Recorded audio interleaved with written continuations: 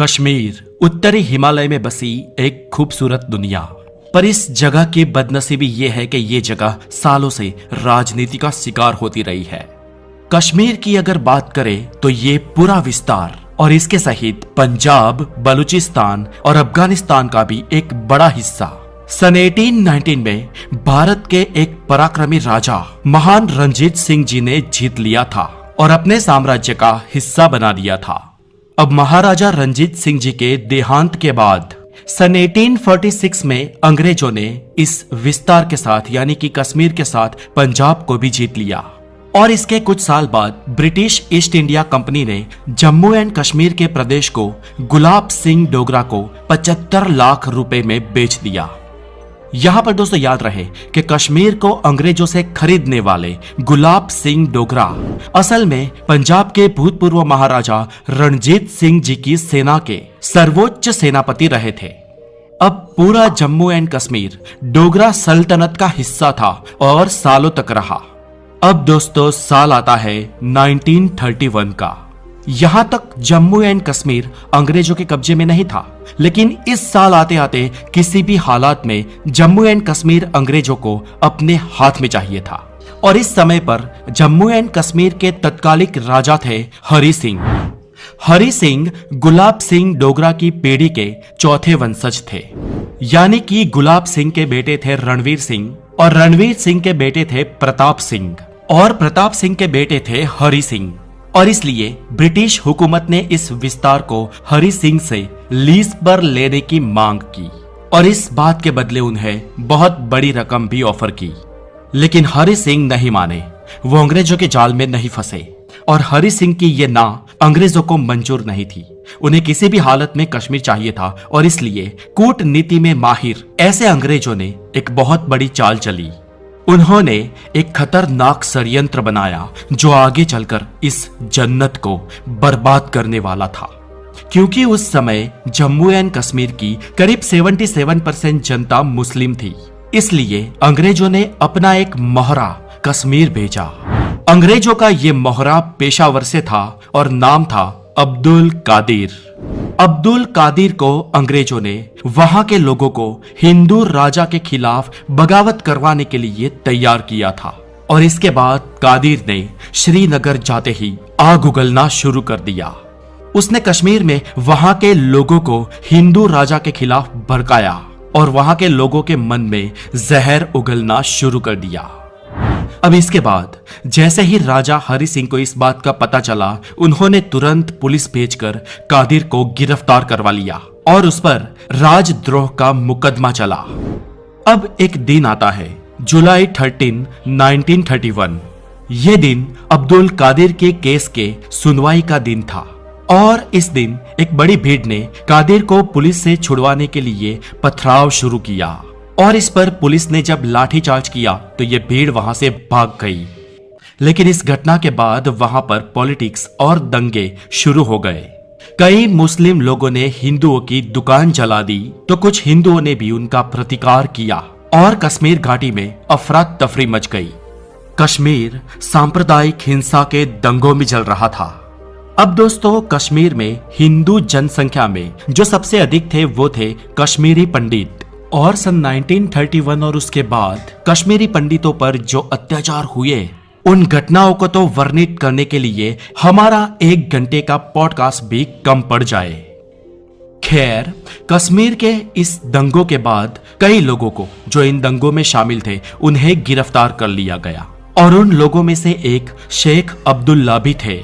बाद में जब शेख अब्दुल्ला जेल से छूटे तो उन्होंने मुस्लिम कॉन्फ्रेंस नाम का एक पक्ष खड़ा किया। ये वही शेख अब्दुल्ला है जिनके बेटे हैं फारूक अब्दुल्ला और पोते हैं उमर अब्दुल्ला और उनकी आज पार्टी नेशनल कॉन्फ्रेंस। इस पार्टी का नाम नेशनल कॉन्फ्रेंस 1939 में बदल कर रखा गया है।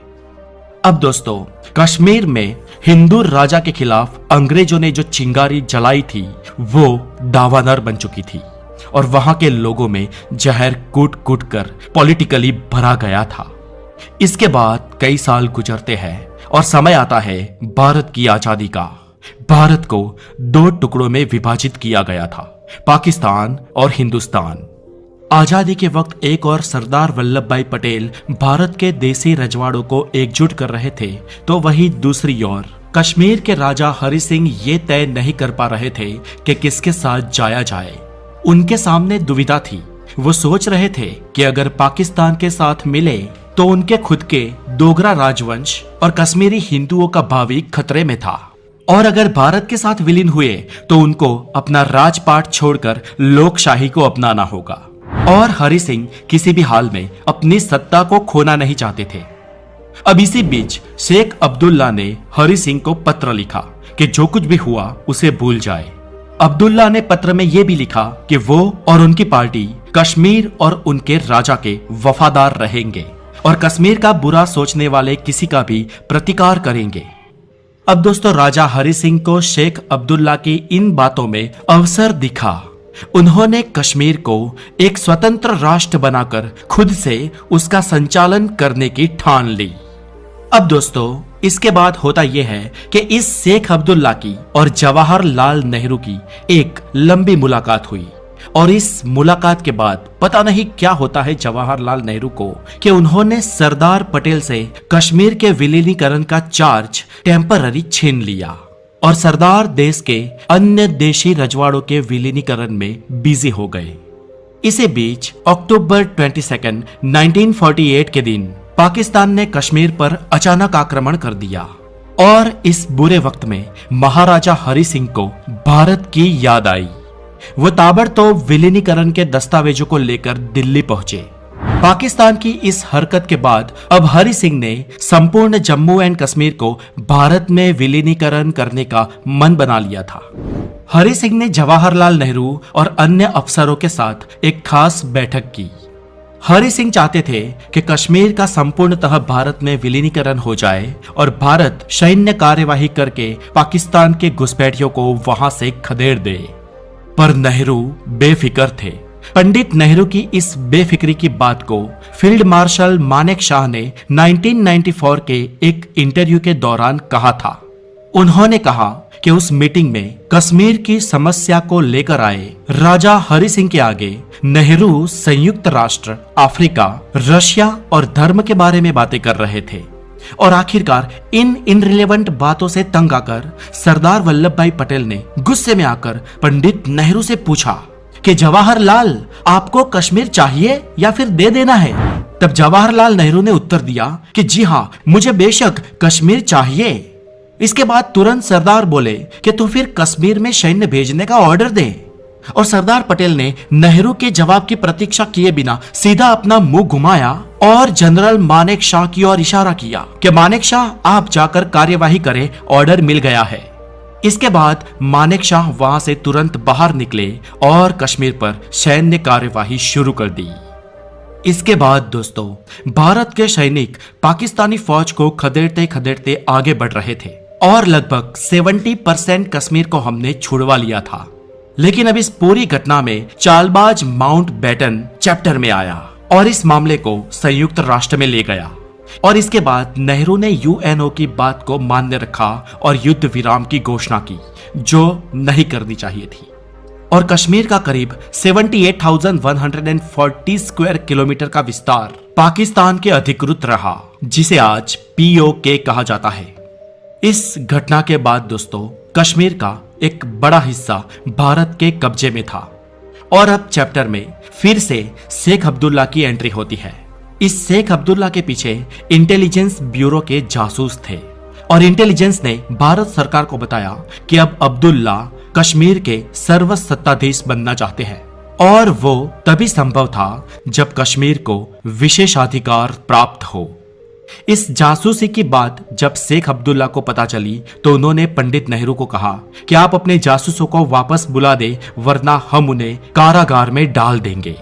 और दोस्तों, ये तो अतिशयोक्ति ऊपर से ब्लैकमेलिंग थी, क्योंकि एक राज्य सरकार का मुखिया भारत सरकार के मुखिया को ऑर्डर दे रहा था। और इसके बावजूद भी पंडित नेहरू ने परिस्थिति के सामने झुकना पसंद किया, और वैसे भी पंडित नेहरू में सरदार पटेल जैसी परिस्थिति का सामना करने की बेफाम काबिलियत नहीं थी, और यही उनकी कमजोरी भी थी। अब दोस्तों, कश्मीर के विलीनीकरण के वक्त कश्मीर के प्रधानमंत्री थे मेहर चंद महाजन, और महाजन को हटाकर शेख अब्दुल्ला अब कश्मीर के नए प्रधानमंत्री बने थे। पर दोस्तों, इस परिस्थिति में भी कश्मीर के राजा तो महाराजा हरि सिंह ही थे, और जब तक महाराजा हरि सिंह राजा हो तब तक शेख अब्दुल्ला अपना कार्य स्वतंत्रता से नहीं कर सकते थे। और इसलिए अब्दुल्ला ने हरि सिंह को महाराजा पद से हटवाने के लिए पंडित नेहरू से अपील की, और पता नहीं क्यों पंडित नेहरू ने ये बात भी मान ली, और नेहरू ने हरि सिंह से त्याग पत्र मांगा। और मई 1949 के रोज हरि सिंह ने कश्मीर की अपनी गद्दी के साथ अपना राज्य भी छोड़ दिया, और वो मुंबई आकर बसे, और 100 सालों से भी अधिक समय तक कश्मीर पर राज करने वाले डोगरा वंशज के चौथे राजा हरि सिंह अपने जीवन में बाद में कभी भी वापस कश्मीर नहीं गए। अब दोस्तों, इसके बाद की बात करें तो शेख अब्दुल्ला को कश्मीर की गद्दी भले ही नेहरू की मदद से मिली हो, लेकिन वो नेहरू की मदद के हमेशा के लिए मोहताज नहीं रहना चाहते थे, क्योंकि नेहरू तो आज है और कल नहीं, लेकिन अब्दुल्ला को अपनी सत्ता पीढ़ियों तक कश्मीर में चलानी थी, और इसलिए उन्होंने कश्मीर को एक विशेष राज्य बनवाने की मांग की। और सच बताए तो ये मांग एक अलग विशेष देश बनाने से कम नहीं थी। यहाँ पर ध्यान देने वाली बात यह है कि शेख अब्दुल्ला उस वक्त सिर्फ कश्मीर घाटी के नेता थे। जम्मू में उनका कोई खास वर्चस्व नहीं था, और लद्दाख में तो बिल्कुल भी नहीं। फिर भी पूरे कश्मीर को विशेष राज्य दिलवाने का और खुद को उसका शासक बनाने का ब्लैकमेलिंग उन्होंने नेहरू सरकार के सामने बार बार किया, और नेहरू ब्लैकमेल हुए भी।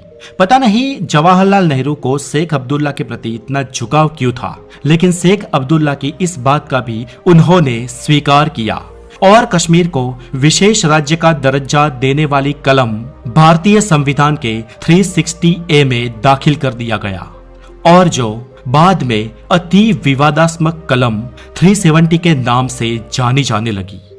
अगर दोस्तों संविधान बनाने वाले डॉक्टर बाबा साहेब भीमराव अंबेडकर की बात करें तो उन्होंने तो इस 370 कलम का बहिष्कार किया था, लेकिन दोस्तों उसके बाद फिर भी जो कुछ भी हुआ वो सब कुछ आज आपके सामने है। और अच्छी बात यह है कि आज इस 370 की कलम को हटा दिया गया है, और इसके बाद की जानकारी तो आप जानते ही हैं, और जो नहीं जानते थे वो हमने आपको बता दी। तो दोस्तों अपना बहुत सारा ध्यान रखें। Have a good day, take care.